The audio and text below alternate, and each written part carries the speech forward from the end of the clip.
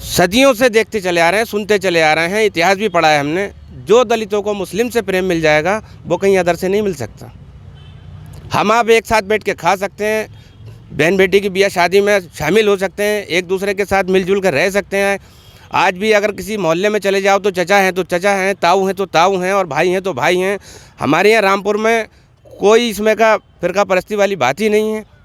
दलित और मुस्लिम ऐसे भाई भाई बन के रहते हैं जैसे कि बिल्कुल सगे भाई, एक दूसरे के कंधे से कंधा मिला के चलने की कोशिश करते रहे हैं और हमेशा चलते रहेंगे। राजनीतिक हिस्सेदारी और राजनीतिक भागीदारी, और जो राजनीतिक हिस्सेदारी और राजनीतिक भागीदारी दलितों को देगा, दलित समाज उसे वोट करेगा, और अब नहीं हर चुनाव में अब ऐसी होगा। नमस्कार, मैं हूं आमिर खान और आप देख रहे हैं यूपी तक। हमारे साथ हैं दलित समाज के लोग। हम उनसे जानेंगे अगर रामपुर में उपचुनाव में बसपा ने कैंडिडेट नहीं खड़ा करा तो किधर जाएगा दलित समाज। बसपा के मुस्लिम प्रेम पर क्या कहना है दलित समाज का, ये भी हम जानने की कोशिश करेंगे। तो हमारे साथ कुछ लोग मौजूद हैं, जानते हैं क्या कहना है। जी, क्या नाम है आपका? ऋषि गौतम जी, ऋषि गौतम जी। ऋषि भाई, क्या कहेंगे आप? देखिए, जैसा कि आप जानते हैं, आज़ादी के 75 साल हो गए और 75 साल बावजूद भी दलितों को कहाँ जीने का अधिकार है। अगर पानी पी लें तो गोली मार देते हैं, मूँछ रख लें तो गोली मार देते हैं, घोड़ी चढ़ जाएं तो गोली मार देते हैं। तो कहाँ दलितों की बात रही?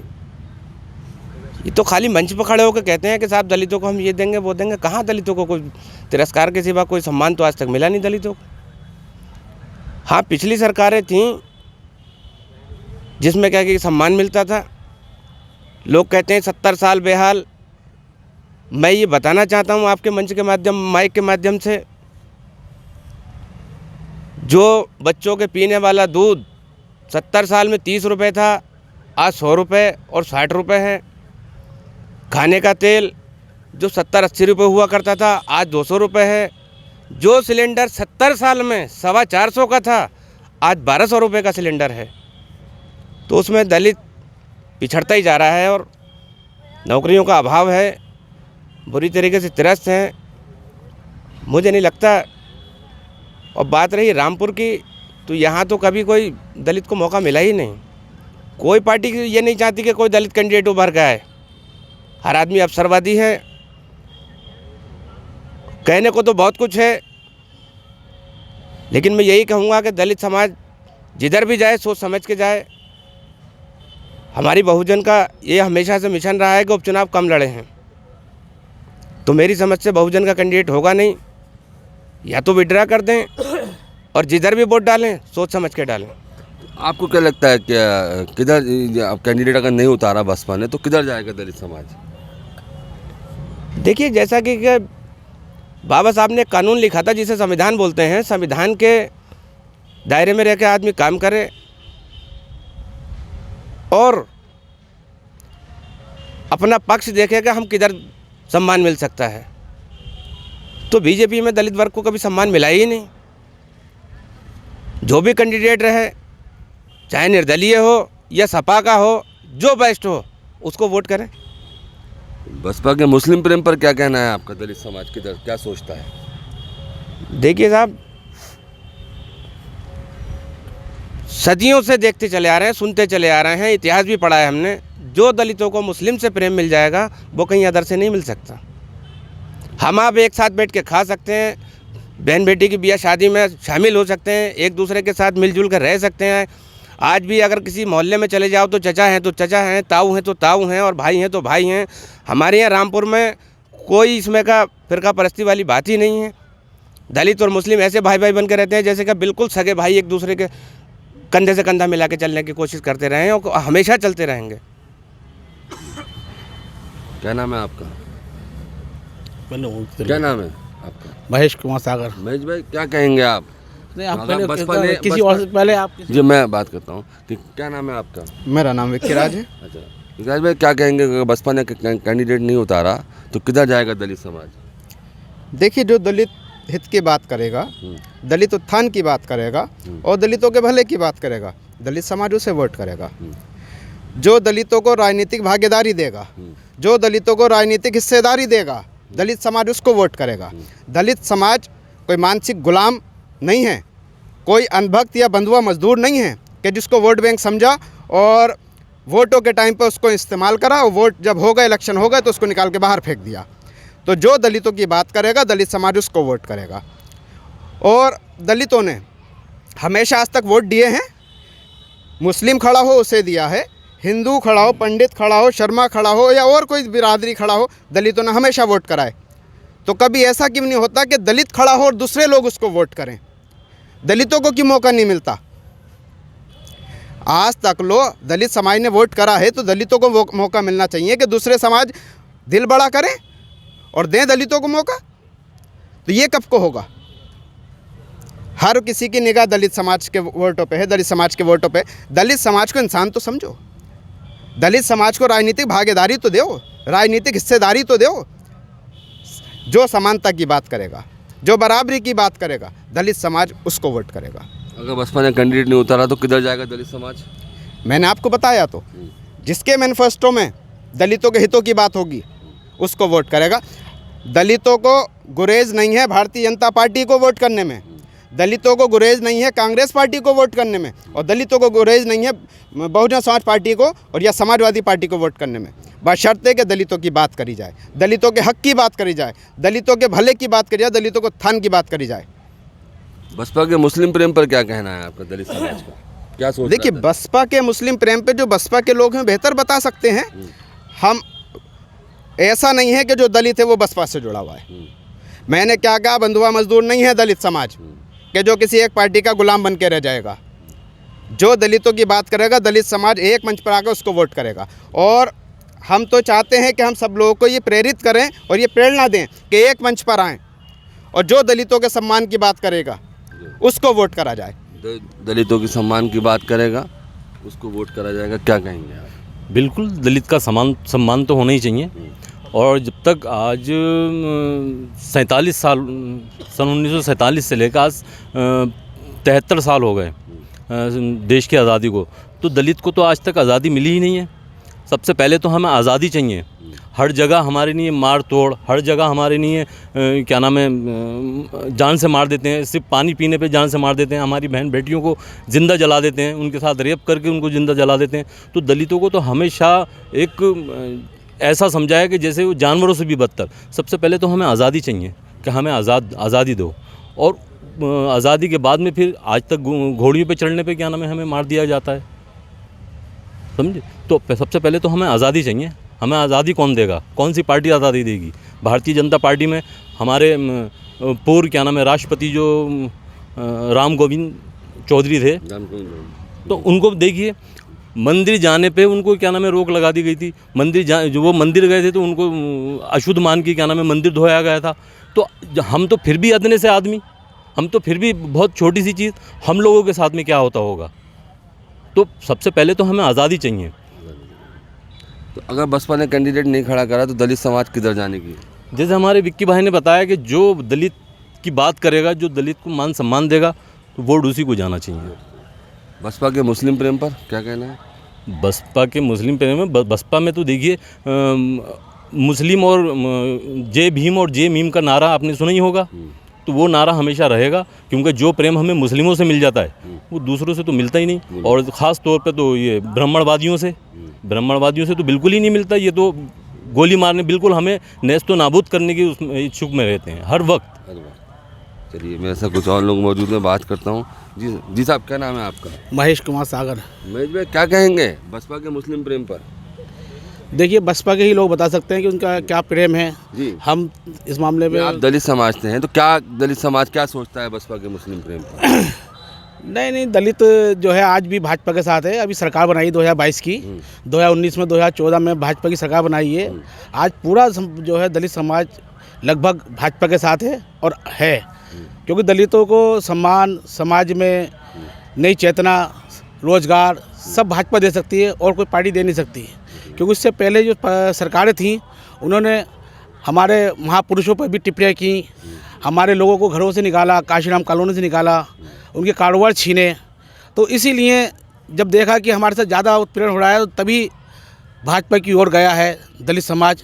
और आज पूरा दलित समाज 2000 उपचुनाव अभी हुआ था 2022 का, उसमें भी दलित समाज ने जो है भारतीय जनता पार्टी को भारी मतों से जिताकर विजयी बनाया है और इस बार भी उपचुनाव में भारी मतों से वोट देकर विजयी बनाएंगे। अच्छा, दलित समाज बसपा के मुस्लिम प्रेम पर क्या सोचता है? अगर मैं पूछूं आपसे सवाल कि बसपा का कैंडिडेट नहीं उतारती है रामपुर में उपचुनाव में, तो दलित समाज किधर जाएगा? देखिए, दलित बसपा कैंडिडेट उतारे ना उतारे उससे कोई फ़र्क नहीं पड़ता, क्योंकि 2022 के चुनाव में देखा होगा आपने 4000 बसपा वालों को वोट आए थे, तो वो दोनों ही समुदाय के वोट थे, दोनों नहीं बल्कि संपूर्ण समुदाय के वोट थे। तो अगर ऐसी स्थिति आती है तो अब उससे भी कम होगा, क्योंकि इससे पहले उपचुनाव हुआ तो 3400 वोट आए थे बसपा को। तो बसपा का अभी रामपुर में कुछ है नहीं, इसलिए बसपा को कहना कुछ है ठीक नहीं। क्या नाम है साहब? जी, मेरा नाम सौरभ प्रकाश है। सौरभ प्रकाश जी, जी क्या करते हैं आप? जी, मैं स्टूडेंट हूँ। स्टूडेंट हैं, क्या जी। पढ़ाई कर रहे हैं? जी, अभी एमए चल रहा है मेरा। एमए चल, जी छात्र हैं। जी जी तो आप अभी छात्र जीवन से अभी गुजर रहे हैं, तो क्या सोच रहे हैं कि रामपुर में उपचुनाव होगा, बसपा का कैंडिडेट नहीं उतारती है, जी। तो छात्र दलित समाज के और दलित समाज से आप आते हैं, तो क्या दिमाग में मन में विचार क्या जी, चल रहा है? अगर मैं अपने नज़रिए से देखूं तो सबसे पहली बात तो ये है कि बेरोज़गारी है सबसे ज़्यादा, तो जी। छात्रों के लिए लोग BA एमए करके 8वीं 10वीं पास की नौकरी ढूंढ रहे हैं, वो भी नहीं मिल रही है। ठीक है, और दूसरी चीज़ ये कि जो पहले की सरकारें आई हैं गई हैं उनमें उत्पीड़न बहुत ज़्यादा हुआ है, और यहाँ तक कि ग्रामीण से लेकर शहरी एरिया तक सब जगह उत्पीड़न होता आ रहा है। ठेका प्रथा चलाई गई, जिसमें हमारे यहाँ के जो कुछ समाज के लोग हैं जिनको पक्की नौकरियां मिल जाती थी नगर पालिका में, आज वो भी उनसे छीनी जा रही हैं।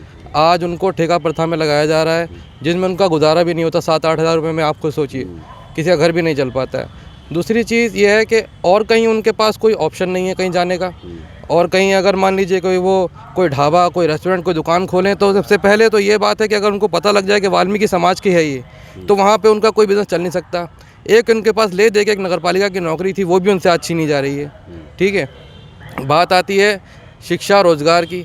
रोज़गार आज के टाइम पे थोड़ा फिर भी सुधर रहा है। पहले के टाइम पे तो आपको खुद पता है कि 12वीं और 10वीं के पेपर किस तरीके से होते थे, किस तरह से नकलें चलती थी। भाजपा सरकार ने बदलाव किया है, काफ़ी हद तक बदलाव किया है, और आज के टाइम पे ये कहता आपने जो सबसे पहले सवाल पूछा था कि अगर बसपा अगर नहीं उतारेगी मुस्लिम कैंडिडेट, जी, तो बस अगर यही सवाल आज से 4-5 साल पहले, जब अभी 2 साल पहले चुनाव हुआ है, तो उसमें अगर आप मुस्लिम समाज से पूछते कि मुस्लिम समाज का भी कैंडिडेट था, हिंदू समाज का भी था, तो ये समाजों में बांटने की बातें हो रही हैं कि मुस्लिम समाज का उतार दो, दलित समाज का उतार दो, हिंदू समाज का उतार दो। बात यहाँ समाज की नहीं है, बात है यहाँ पे सबके विकास की, सबका साथ सबका विकास। जी, और दूसरी चीज़ ये कि अगर आज जो भी चुनाव होने वाले हैं, इन चुनावों में दलित किसके साथ जाता है? दलित उसके साथ जाएगा जो उसका साथ देगा, बस। दलित उसके साथ जाएगा जो उसका साथ देगा, उसका साथ देगा। क्या नाम है आपका? हिमांशु चौहान। क्या करते हैं हिमांशु भाई? मैं छात्र हूँ, क्या कर रहे हैं? BA फाइनल है मेरा। क्या सोच रहे हैं उपचुनाव को लेकर? सौरभ भाई ने बिल्कुल सही बात की है, दलित उसी के साथ जाएगा जो दलितों के बारे में सोचेगा, शिक्षा को लेकर, बेरोजगारी को लेकर, हर चीज़ के बारे में जो सोचेगा उसके बारे में। जी। अगर बसपा के मुस्लिम प्रेम पर क्या कहना है आपका? मुस्लिम प्रेम पे यही कहना है, शुरू से दलित और मुस्लिम साथ में ही रहे हैं और हमेशा साथ ही रहेंगे, क्योंकि मुस्लिमों ने कभी दलित से कभी भी छुआछूत की बात, कभी भी ऐसी बात नहीं करी है जिससे दलितों का दिल दुखे, ठेस पहुँचे उनकी भावनाओं पर। जी, बस इतना। क्या नाम है आपका? जी, मेरा नाम अंश किशोर है। जी, जोर से बोलिए। अंश किशोर। जी, मेरा नाम अंश किशोर है। अंश किशोर जी। है। क्या सोच रहे हैं? सर, जो चुनाव बात को भाई ने लेकर। बोली, जो दलित समाज को उठाने की बात करेगा, दलित समाज उसके पास ही जाएगा। दलित समाज उसी जी। के पास जाएगा। मैं फिर से एक बार अपने गौतम जी के पास आने की कोशिश करता हूँ। गौतम जी, दलित समाज के लोगों से मैं बात कर रहा हूँ, वही कह रहे हैं कि जो दलित समाज के हित की बात करेगा उसके साथ दलित समाज जाएगा। क्या सोच रहे हैं? देखिए, हम भी तो यही सोचते हैं कि दलित समाज के हित की बात हो, दलित उत्थान हो, नौकरियों में अवसर प्राप्त हों, और समय समय पर आपने देखा है कि आरक्षण से छेड़छाड़ होती है, तो ये सब बंद हो। भाई, ये लोग स्टूडेंट हैं, युवा हैं, अभी जब कल पढ़ लिख के ये लोग इस लायक होंगे, नौकरियां ही नहीं होंगी, तो नौकरियों का अवसर नहीं होंगे इन लोगों को, तो ये क्या करेंगे? ये तो बेकार हो गए। अभी काफ़ी दिन पहले तक ये होता था कि लोग डकैती करते थे, चोरी करते थे, फिर से वही माहौल दोबारा से अपनाया जाएगा। जो 50 साल पहले का रीति रिवाज था वो फिर से होगा।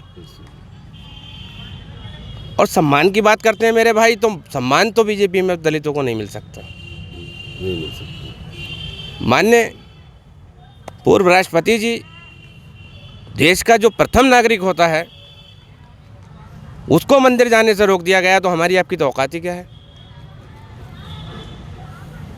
जो भी फैसला लें सोच समझ के फैसला लें, देश हित में फैसला लें, समाज हित में फैसला लें। कम से कम अगर मैं गलत फैसला लेता हूं तो बख्तियार मैं अपनी जेब भर सकता हूं, अपने समाज को काटूंगा अगर मैं गलत फैसला लूंगा तो।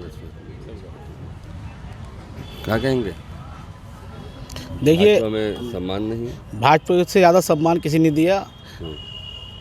पहला राम कोविंद जी को भी भाजपा ने बनाया, जी। मुर्मू को भी भाजपा ने बनाया राष्ट्रपति।